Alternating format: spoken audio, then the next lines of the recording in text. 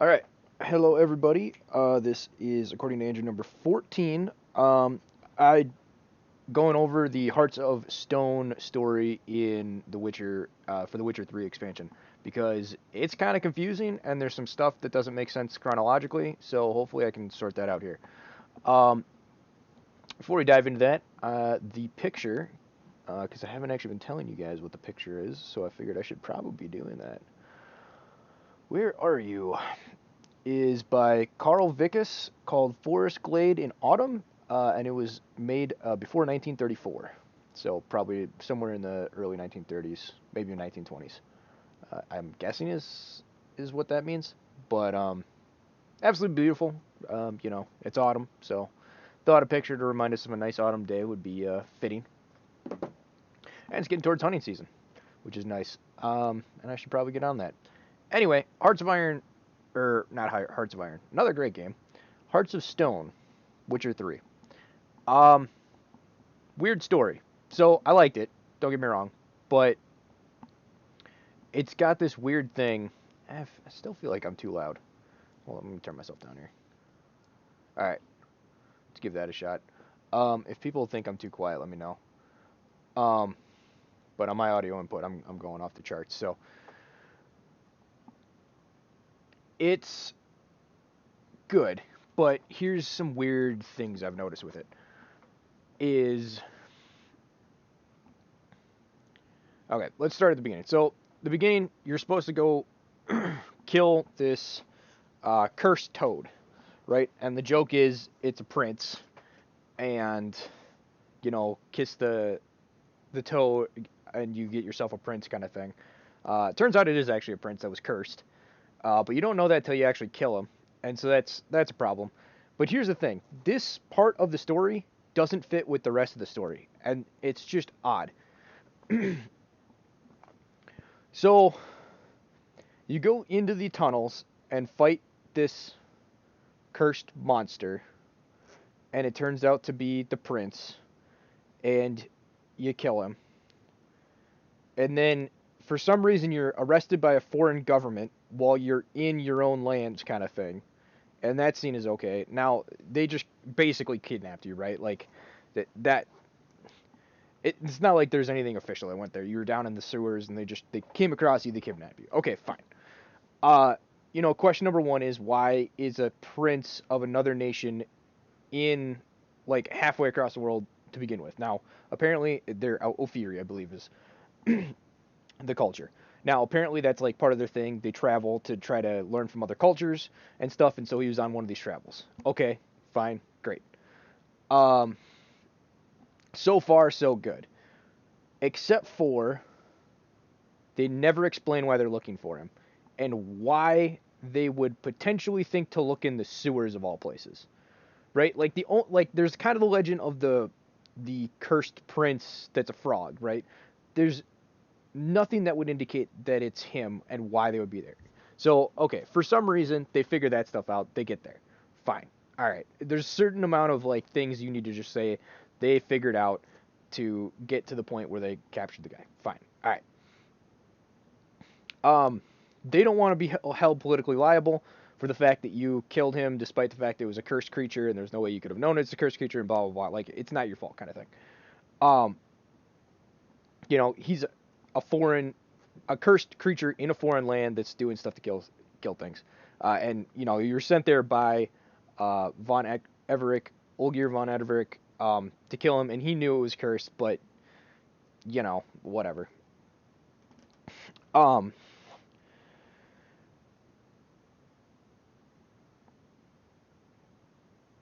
and also, I think as The Witcher, as plain as The Witcher, it's the first time you run across something like this. So, you're not going to immediately assume, oh, it's a curse. I should try to lift it. Blah blah blah.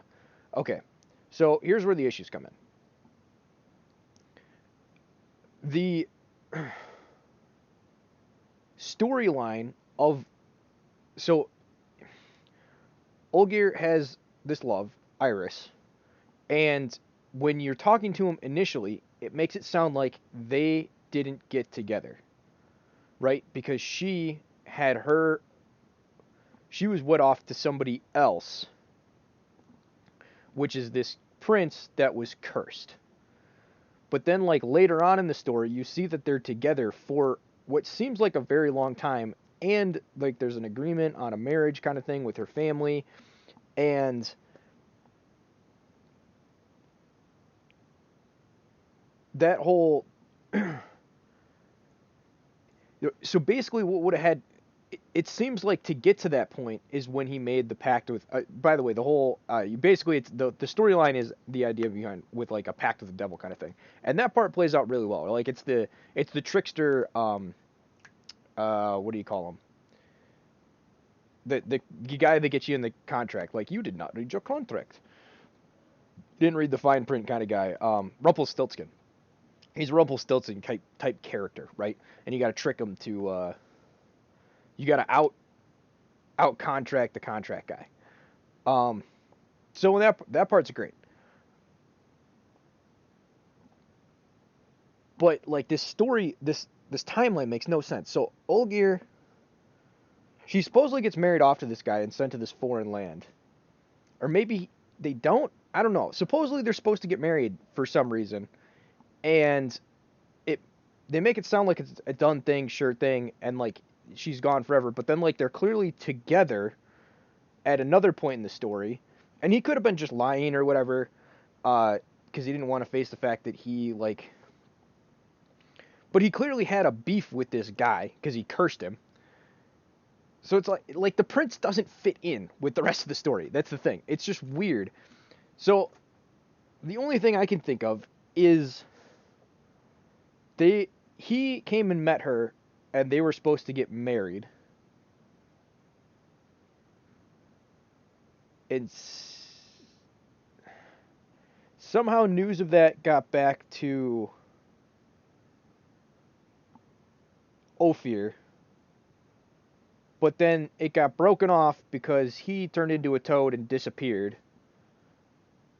And then so she ended up going and getting married to Ophir, and then that thing was working out, except he had a heart of stone because of basically a deal he made with the devil, and therefore it made him destroy like the things he desired and wanted. He basically destroyed them all in the process of uh, trying to attain his goals. And yeah, I don't like the problem is like with the prince thing is it makes the storyline have to be much more compact than it seems like it is, because it seems like these two have like marital troubles that span, I don't know, like a decade maybe. It doesn't have to be a decade, but it's at least a while, right? Like things don't go downhill that quickly. Like the estate doesn't fall into this massive of disrepair like in the span of a year. Like it just can't. So it's got to be like a decade at least of them like stuff not working out. Um, Maybe even two, right? Because he looks. So it's like the 1200s, right? So let's say they get married when they're 20, right? That's not. It's probably late for this time period. So let's say they get married when they're 20. Uh, 20 years would put them at 40. So like 15 years would put them at 35. It's probably like somewhere in that range. And like if they got married a little bit earlier, they'd be, you could have like a 15 to 20-year marriage, and you're still in like your mid 30s, because that seems like the age that they kind of are. Um, I just like, how can this much crap happen in this short a time period, kind of thing. Um,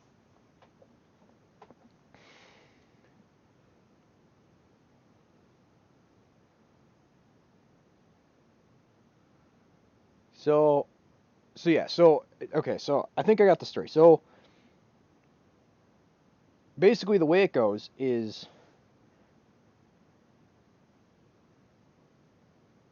oh, I have one more thing I need to address. Uh, oh yeah, why is the party looking for him now? So it seems like it's been a super long time. So okay, so if the prince is cursed early on in this whole storyline, that means the dude's missing for like 10 to 15 years. Now maybe That is normal for how these Ophiri people work. Maybe their crown princes just disappear for like a decade plus, and they don't expect them to return. Seems highly suspect. Um, so that was the other thing that was like kind of weird about it. It's like because it seems like he basically went missing. He was supposed to go on this travel thing. He was supposed to return, and he went missing. And then they sent out a search party to go find him. Okay, like how long was this guy missing for, and how long did it take the search? Like, okay, tracking down where he went, kind of thing, and maybe that whole process takes a decade, maybe. But like, if you're taking that long, like those leads have gone cold by that point, right? Because if he's missing for, if he's gone for 5 years, you got to figure out where he went over a 5 year period, and then it's like how long till you sent out a search party to go find him, right? So then they sent out a search party to go try to find him in this foreign land, and maybe they get lucky and they track him down right away. But it's like, you're talking to people with the Witcher sense all the time, and like people can barely remember something that happened 5 seconds ago. You can tell me they're going to remember stuff that happened 10 years ago. Now, depending on where he went through, like he went through a small village, that was maybe like the highlight of what happened, right? Like when the Witcher walks into a small town, that's not something that happens every day. And so it's like, oh, that stands out in people's memory. So maybe, Prince walking through kind of thing stands out. But I think he was trying to blend in. He was pretending to be a merchant, and he was supposed to be blending in with the local populace kind of thing. So his whole thing and identity wouldn't stand out, right? There's plenty of merchants that maybe the fact that he's Ophiri, so he's like he looks different, he has different, the way he talks is different, stuff like that. Maybe that would cause him to be stuck, like stand out in people's minds. But in general, no, he's not going to stick out. So it's like, how do you track down this guy? There's no way. Um.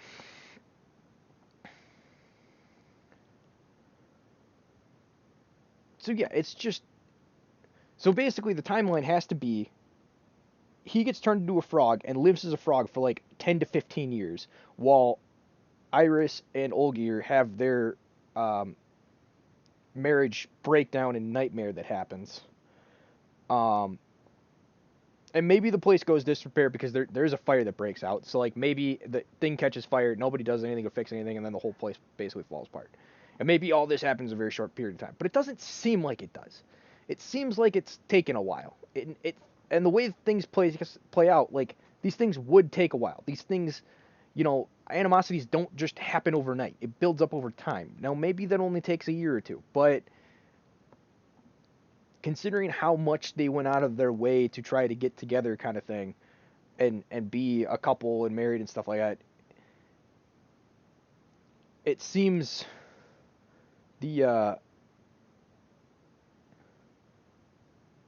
the animosity would have taken longer to build up. I don't know. Maybe this whole thing happens over a 5 year period and it's not a problem. But seems odd.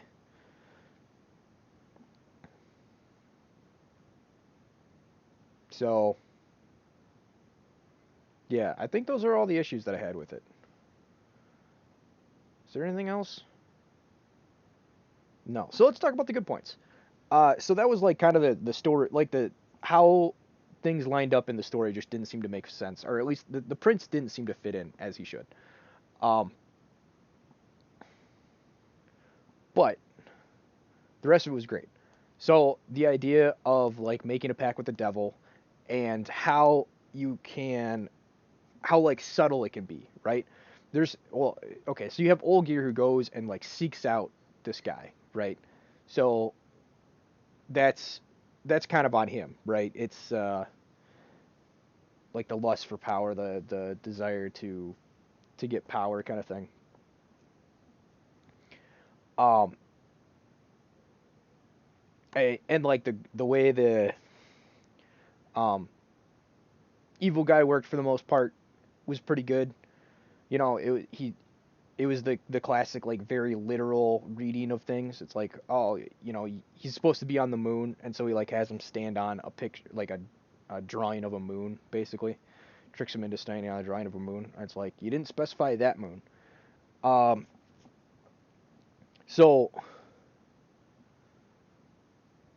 it, in that regard, like the trickster type character that the archetype they were going for, that fit very well, and I thought they did a good job of that.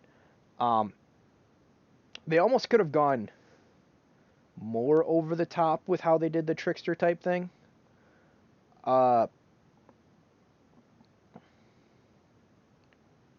but I guess, well, part of it was like he was trying to hide the fact that he was like a trickster demon. So that's where you're not getting as much of like the, and he already had a contract with Geralt, right? Because he basically was like, well, you're gonna die, so how about I help you out, kind of thing. And he's like, sure. And then the classic, like, you don't know what you're signing up for, and the cost to get out of the thing you signed up for is almost worse than the thing you were trying to get out of. That uh, it's the classic spiral of like the lie kind of thing, where you need to, so you lie once, right? And then to cover up the fact that you lied there, you have to lie again, and it just like builds on itself and just spirals out of control, becomes a nightmare. Um, and that kind of feeling, that thing was played out very well in the story. So that was cool. Um,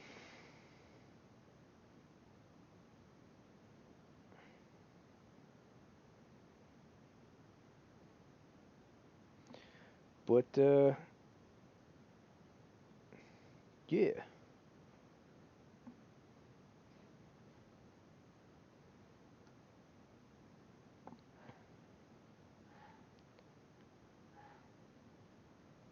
yeah, I think that does cover everything that I need to discuss. I guess we could talk about Olgier a little bit and his like Heart of Stone thing.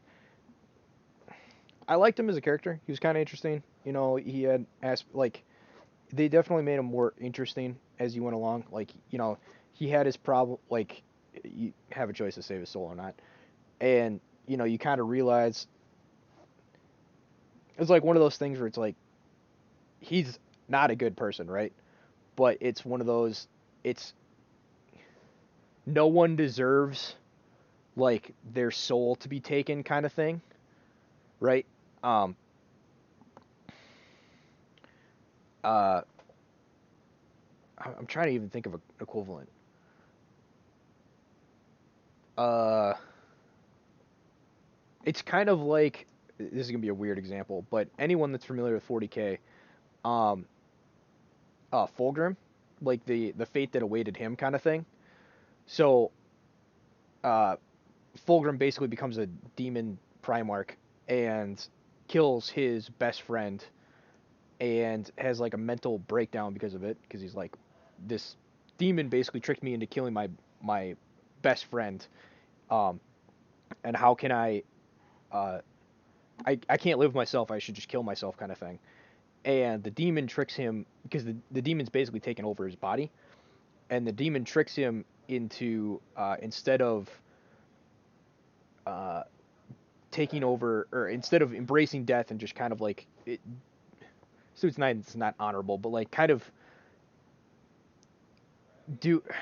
I guess doing like the honorable thing, like ending it and just kind of passing to the next realm kind of thing.